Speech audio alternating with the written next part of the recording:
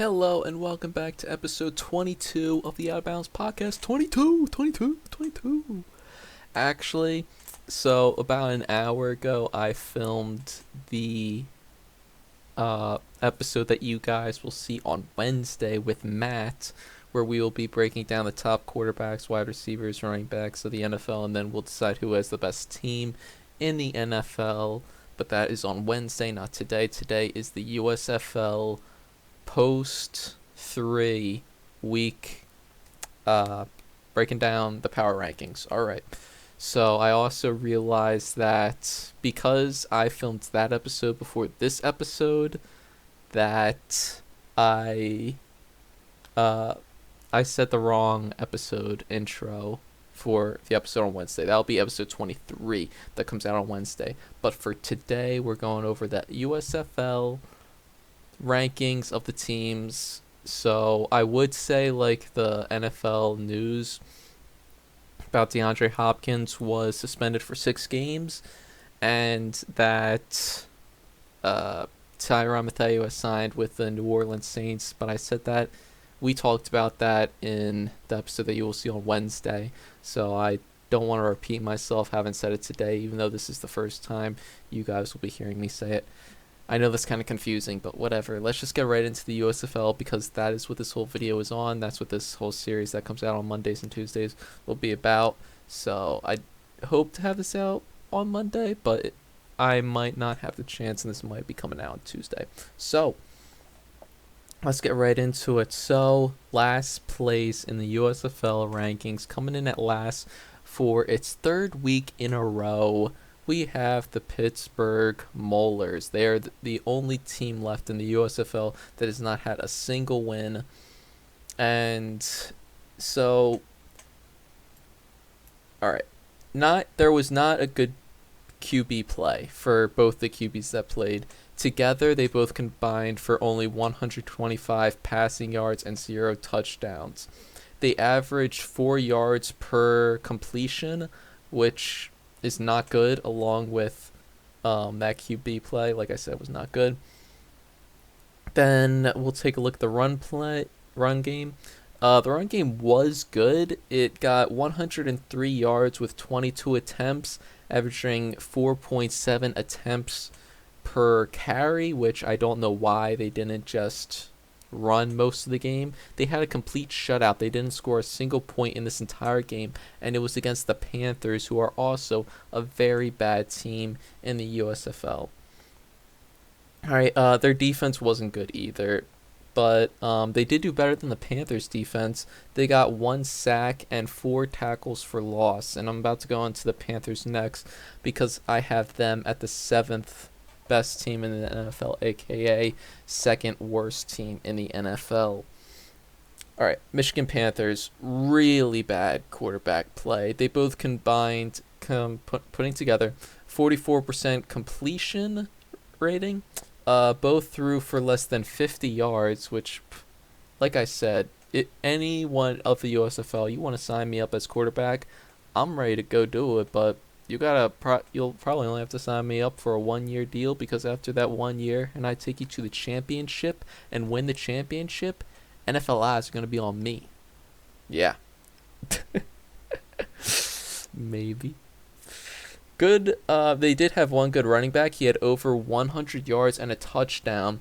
All of the running backs and rushers, really, they all combined for together 244 yards and 3 TDs, which is the big reason why the Panthers won this game. They had a really great run game. And the defense was really bad, though. They only had 3 tackles for loss. They didn't have any sacks. They didn't have any interceptions, no forced fumbles, just 3 tackles for loss, which that means the Maulers defense did better than them with having 1 sack and 4 tackles for loss. But yeah, bad QB play for the Panthers, bad QB play for both teams. One had a good run game, though, and bad defense on both teams as well. All right, coming in at number 6 is my Philadelphia Stars. It hurts to rank them low on this list like I did after week 1, but they deserve it. They did not do too great against the New Jersey Generals. However, one thing they did do good, they probably had the best QB play this whole week. The quarterbacks together averaged 66.7% completion rating. They threw for 230 yards and 2 TDs, no interceptions, and both QBs had QBRs over 100. The run game wasn't good at all, though. They had 31 yards on 10 attempts, meaning 3.1 yards per attempt. Defense let them down, really, with 3 sacks and 7 tackles for loss. So, the big reason, and I think this is, you can definitely coach this, but it's mainly on the players. The run game against, you have to have a good run game against the Philadelphia Stars because the Philadelphia Stars cannot stop the run at all. When I get to New Jersey, you'll see what their running backs had. It was pretty bad for the Philadelphia Stars. Like in week 1 against the Breakers, they could not stop the run. And then this week against the Generals, they could not stop the run. And that is the big reason why the Philadelphia Stars are 1-2. All right, now going on to number 5, the Tampa Bay Bandits. They had decent QB play, 58.3% completion rating, threw for 255 yards, which was an average of 7.1 yards per completion, 1 TD and 1 interception, although they did have a good run game. Altogether, they had 134 yards on 34 attempts. This was averaging about 4 yards a carry and 2 running touchdowns. The defense was decent. They had 5 tackles for loss, 1 interception, and 1 forced fumble. So the Tampa Bay Bandits did pretty well. But this week I was upset with the Maulers, Stars, and Breakers because I had a parlay that every single one of you let me down on. All right, coming in at number 4, the New Jersey Generals. Like I said, they went up against the Philadelphia Stars. The New Jersey Generals had good QB play with both of them, both their quarterbacks that played. They combined for 60.9% completion rating. They threw for 205 yards, 8.5 average yards like per completion. Run game was great. One rusher had over 100 yards, and all the running backs together had combined for 3 touchdowns, and that averaged 5.8 yards per carry with 46 carries. Think about that. They ran the ball 46 times, and the average they had was 5.8 yards. Like I said, Philadelphia Stars could not stop the run. Now you're seeing why. Although their defense played badly, they only had 1 sack, 3 tackles for loss. But yeah, that is the main reason why they won, was the run game. All right. That was at number 4, the New Jersey Generals. Wait a minute. Do I 8, 7, 6, 5, 4, 3? I'm missing the third team. Hold on. All right, scratch that. I forgot. I did not rank the Houston Gamblers, so completely disregard what you heard about me talking about the New Jersey Generals. Actually, don't disregard it, just move them up a spot. The New Jersey Generals are number 3 on the list, and at number 4, I'm going backwards here. At number 4, I have the Houston Gamblers. All right, so the Houston Gamblers, the quarterback, Clayton Thorson, who was once a Philadelphia Eagle. He was drafted by the Eagles in the 5th round in 2019, by the way. I think I talked about that. No, I talked about that on Twitter. I got into arguments with people because the Commanders drafted a quarterback in the 5th round, and people were like, Carson Wentz is probably going to be like Putin, and being like, oh, no, why you guys draft a quarterback? Because that's like, no, that's not Carson Wentz. You guys are so stupid if you think that. The Eagles drafted a quarterback in the 5th round, and you think Carson cared at all? No, he didn't give a bleep, because this is a family-friendly show. All right, so Clayton Thorson, he did decent. He was 15 for 24, 62.5 completion percentage, had 240 passing yards, averaged 10 yards per completion.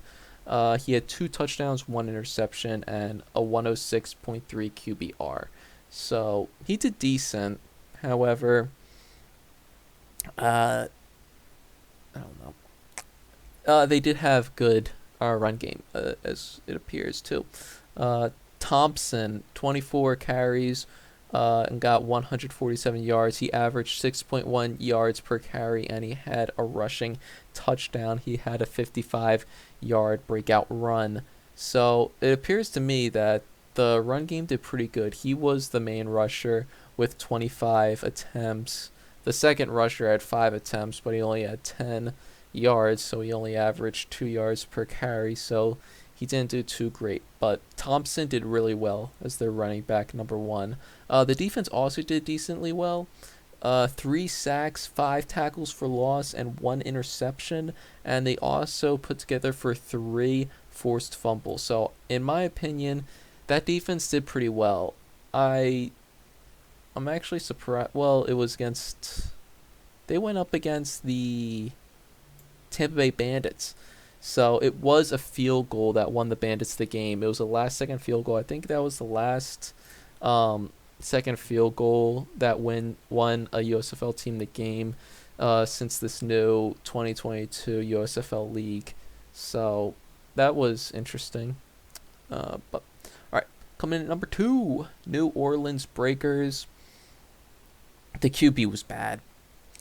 Had a 55.3 completion percentage, 74.8 QBR, threw for 2 touchdowns, but he also had an interception. The run game was also bad, only averaging 2.9 yards per carry and only 95 yards on 33 attempts. And the defense did not show up to the game. They only had 1 sack, 5 tackles for loss, and 1 interception. And I know if you are like looking at this in terms of the NFL, you'll probably be like, oh, if they got an interception and certain amount of tackles for loss and a certain amount of sacks, then this team must have done pretty well. But in the USFL, it's much different. Defenses usually do pretty well, and it's usually not so great offensive game. So they usually have very low scoring games in the USFL. But yeah, it actually kind of stunk because I thought the New Orleans Breakers would be the team that would go to the championship for the South. But now looking at it, it's got to be the Stallions who beat them this past game. Stallions are the only team that is undefeated. Although, do not let that undefeated streak fool you. Their quarterback, Smith, was awful. He had a completion percentage of 39.5, and he had a 63.2 QBR, 2 passing touchdowns to 1 interception. The run game was decent with 123 yards, and they averaged about 4 yards per attempt. The defense was good. They had 4 sacks, 7 tackles for loss, 1 interception, and 4 forced fumbles. So yeah, it looks like the Birmingham Stallions are the team to beat in the USFL. They're the only team that is left undefeated. And yeah, there's quarterback Smith. I think he might be the best. It's hard to judge the quarterbacks in this league because you don't know the weapons they have around them and what kind of problems they're facing with this being the first year in the league. If they continue to go on for a few more years, then you'll really start to get to know the players. That's if the players continue to stay in the USFL. Some of them will be, if they prove to be really good, they will be picked up by the NFL. And I think that's what the USFL doesn't really want. But who can stop them, really? Because that's what these players want, is a chance at the NFL. All right.